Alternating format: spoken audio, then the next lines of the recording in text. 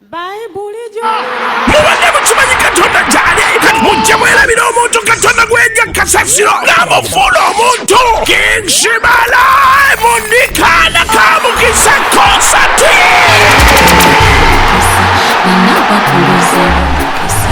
mwana King Sheebah yavudde wala yali ali akasasiro nga n'obutete gukwatagana kakati Katonda amukomezaawo ga 16/8/2024 jangu mulabe ekyamagero Katonda kyakoze ku Theater Labonita ga King Sheebah agenda ku live mundikaana kamukisa konsati enagenda kukubira muziki ng'abalikiddwako abayimbi bangi nga bakulembeddwamu Lily Paza w'enkudi Mickey Wine Mary Bata batiktokers bonna kalako ne bakomedians bonna mu ggwanga okuyingira mutwalo gumu VIP emitwalo 3 emmeeza yakakadde King Sheebah avudde wala bilayi talayi sindula nawe gye nvudde nga tonnayo biwagidwa esso skin therapist bakafulu b'endwadde z'ensusu wamu ne Saya Case balonda ebitegekebwa ganjano ame yenze King Sheebah